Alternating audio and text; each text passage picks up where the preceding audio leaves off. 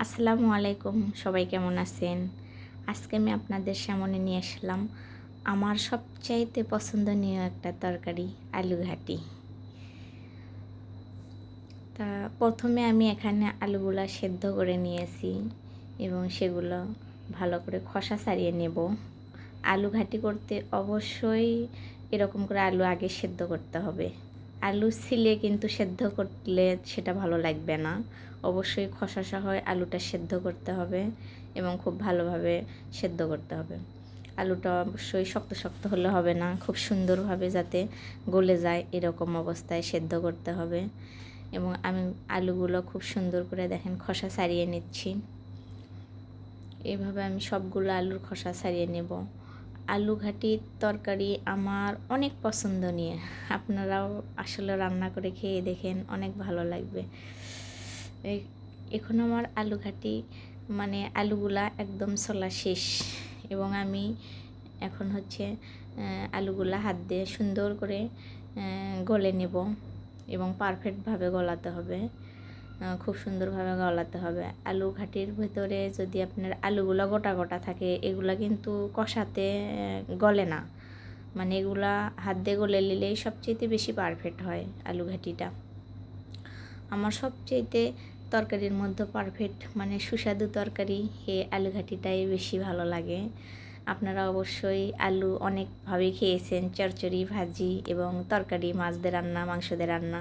আসলে আলু ঘাটিটা যে এত ভালো লাগে আপনারা একদিন খেলেই বুঝতে পারবেন।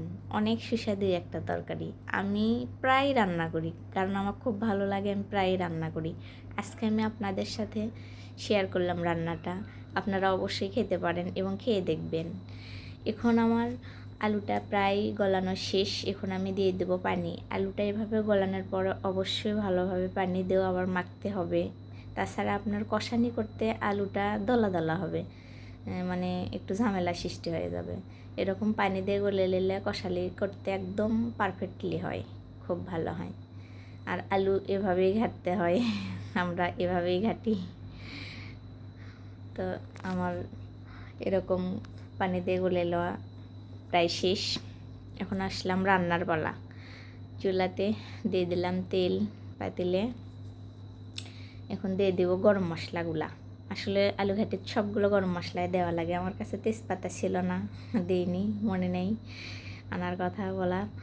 তো সবগুলো গরম মশলা আমি দিয়েছি ওখানে। আর দিয়ে দিলাম এখানে আপনার আদা, রসুন, জিরা বাটা এবং কাঁচামরিচ বাটা। এই মশলা বাটাগুলো অবশ্যই দিতেই হবে, আলু ঘাটি না দিলে আসলে সুস্বাদ আসবে না। এখন দিয়ে দিলাম লবণ এবং হলুদের গুঁড়া। আমি এখানে অল্প একটু মরিচের গুঁড়া দিব, যেহেতু আমি কাঁচা মরিচ বাটে দিয়েছি, এখানে মরিচের গুঁড়া তেমন বেশি দেওয়ার দরকার হবে না, অল্প একটু দিলাম। আর আলু ঘাটিটা আপনার কাঁচা মরিচ দিয়ে করলেই বেশি ভালো লাগে, খুব স্বাদ লাগে গুঁড়া মরিচের চেয়েতে। আর আমি মশলাগুলো দেখেন খুব ভালোভাবে কষায় নেব, একটু পারফেক্টভাবে কষাতে হবে মশলাগুলা। এর পর্যায়ে দিয়ে দিলাম আমি হচ্ছে গরম মশলার গুঁড়া। আমার হাতে তৈরি করা গরম মশলা, সব কিছু দিয়ে আমি ভেজে গরম মশলাটা আমি হাতে তৈরি করে রেখেছি, আমি জলের তরকারিতে ইউজ করি।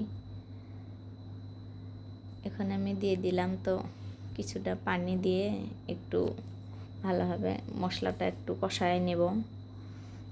কারণ মশলাটা একটু কষালে আপনার মশলাটা যত কষাবেন আলু ঘাটিটা তত ভালো লাগবে। আমি এখন মাছ দিয়ে দিব। বড় মাছ দিয়ে আজকে আমি রান্না করতেছি, রুই মাছ দিয়ে। মাছের মাথা, রুই মাছ, পাঙ্গাস মাছ, সব ধরনের মাছ দিয়ে আসলে আলু ঘাটি খুব ভালো লাগে। সব মাছ দিই, অনেকেই অনেক কিছু দিয়ে রান্না করে, ডিম, মাংস, সব কিছু দিয়ে আসলে আমরা আলু ঘাটিটা খাই। তা আজকে আমি মাছ দিয়ে রান্না করতেছি। আপনারা যে যে যাই মাছ দিয়ে পারেন সে মাছ দিয়ে রান্না করবেন, সব কিছু দিয়ে আসলে ভালো লাগে।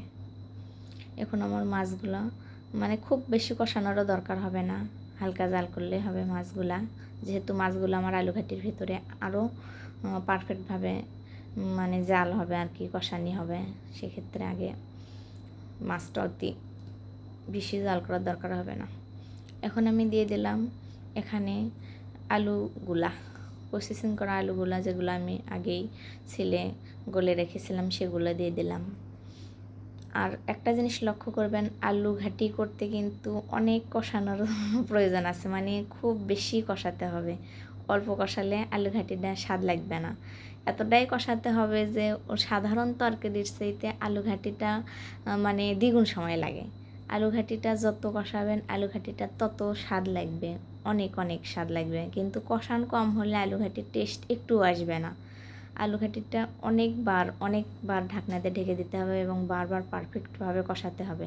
এমনভাবে কষাতে হবে আলু ঘাটি কষাতে কষাতে আলু ঘাটির ভেতর থেকে একটা মাংসের ঘ্রাণ বের হবে।